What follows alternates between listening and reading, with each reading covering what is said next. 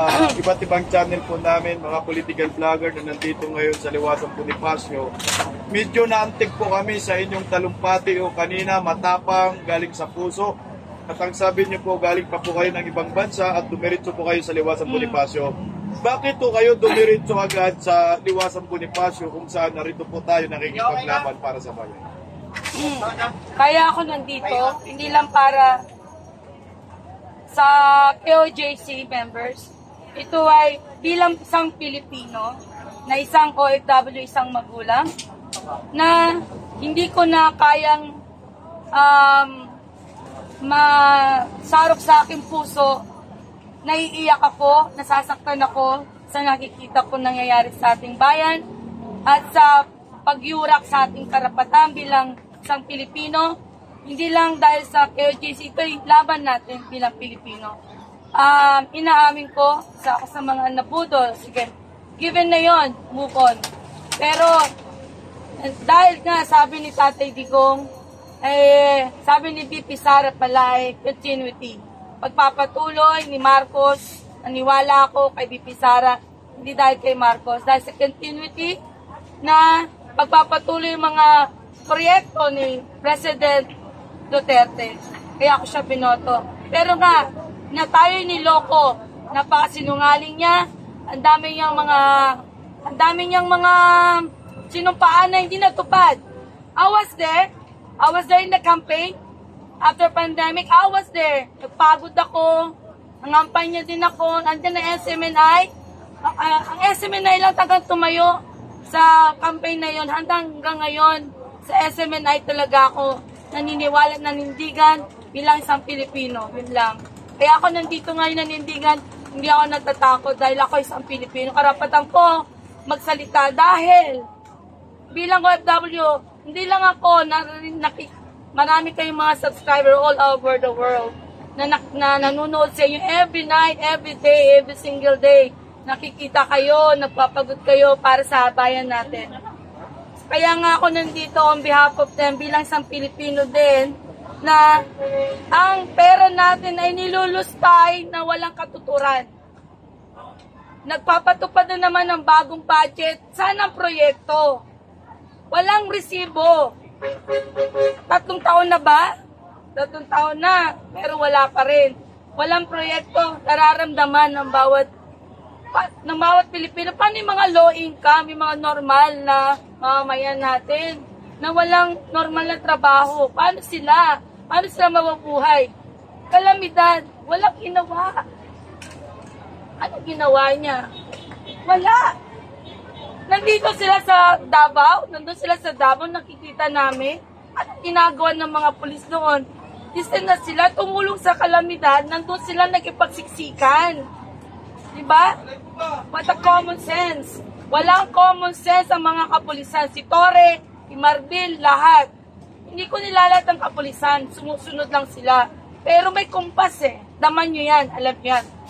Kaya nga nagpapasalamat ako sa mga vlogger, sa mga kayo, kila BMR, lahat kayo, Banateros. Papasalamat ako kasi ito na yung totoong people power nandito nagsisimula. Social media, yung sinishare natin yung mga videos ninyo, nila-like natin kasi napapanood to all over the world. Alam ko, huwag tayo titigil. Sabi ko nga, may Diyos na natutulog. Hindi natutulog, nakikinig, nakikita, nangyayari, nagaganap sa ating bansa. Hindi niya tayo pamabayaan. Sabi ko nga, no matter what, dito pa rin tayo. Yun lang masasabi ko. Basta, tuloy-tuloy lang to, walang titigil. Yun lang masasabi ko. Manindigan tayo hanggang sa dulo. Kasi nararamdaman ko nalalapit na. Ngarag na sila Nangangarag na sila. Daman na nila, nagalit na galit ang mga Pilipino. Hindi na makatarungan ng ginagawa ng gobyerno Marcos. Wala sa pagtaas ng mga bilihin. Sa pagtaas ng mga bilihin ng mga pangangailangan ng mga Pilipino, walang trabaho. Ano yung pangako? Wala, di ba? Wala nangyari, walang naganap. Yun ang masasabi ko. Sa manindigan lang tayo, stay strong, we pray to God. Yun lang masasabi ko. Para sa bayan, lalaban tayo. Hindi ako natatakot. Ma'am, napansin lang po namin, unang pass po pa lang ay bago ko ngayon namukha dito, actually pang 13 days na natin. Oo, nakikita ko kayo pang ilang araw nyo dito. Give us ito or ano ba ang damdamin ng isang OFW na nakasakse mismo ng personal dito po sa ginaganap nating rally na magkakalang umulan umaraw nandito po. Namamangha ako sa inyo dahil napakatsaga nyo, talagang napaka-strong nyo, di kayo, yung paninindigan nyo, nandyan lang kayo, tagang nakakaantig ng balay ko, nakakaiyak. Kami din naging lumalakas sa loob namin bilang mga Pilipinong OFW sa ibang bansa. Doon na malayo kami sa aming mga pamilya, pero nananalangin naman kami sa inyo na maging matatag pa rin kayo. Kaya nga nasabi ko nga pag-uwi ko, paninindigan ako sa stage na yan, sasabihin ko na sa loobin ko. Sabi ng nanay ko, natatakot ka ba? Hindi, Pilipino tayo ma. Alam mo, pinoto natin si Bongbong, pero Duterte tayo. Alam ng Diyos yan. Pero nung ginawa niya ni Bongbong, wala. Puro putol lang, puro pangako, walang nagawa sa 3 taon. Aso na yan, nonsense. Ha? Yung flood control project, where is it? Saan na yun, di ba? Pera ng taong bayan nilustay, nukurakot ng mga politiko dyan, sa gobyerno, sa palasyo. Sino nagpapalakad ng basang ito? Alam niyo naman si Tamba, di ba? Kontrolado niya si BBM. BBM, nananawagan ako bilang Pilipino, Pangulong Marcos. Isang salita mo lamang, patigilin mo na yung mga pulis doon sa Davao. Maawa ka naman sa mga tao sa KOJC. Maraming mga bata doon na gustong mag-aral. Ano naman yung pamumuhay nila? Hindi na normal. Maawa po kayo. Bilang isang Pilipino, may kusap po ako, mahal na Pangulo. Ako po yung sa OFW, isang magulang. Minuto namin kayo, nagtiwala kami sa inyo. Dalangin ko lang manindigan kayo. Kusap kami sa inyo, yun lang. Okay, maraming salamat po ma'am. Mabuhay po kayo ma'am. Bilang salamat po sa inyo. Maraming salamat ma'am. Maraming salamat ma'am. Thank you so much ma'am. Mabuhay po kayo. Kaya nga, Mabuhay. Thank you so kita much na rin po. kita. Naging emotional si ma'am. Siyempre, Alam mo, nagsimula tayo sa Manila Bay, di ba? mag-JR, salamat sa pahabol. Army. Dati rin, nagbablog ka rin ma'am dati ma'am. Nagpa-vlog ako ngayon hanggang sa Australia. Maraming salamat. Pag may time ako lumalabas ako, Nagiging kahit wala akong nagbablog din viewers, pala wala si akong ma'am. pakialam. Okay, ayan Kasi po share yung ko sa TikTok ko, kaganapan maraming ngayon sa nanonood. Lawasang Bonifacio. Mabuhay po Eh tayo. ma'am, anong reaction niyo po doon na parang mas makapangyarihan po ang PNP kaysa sa mga senador?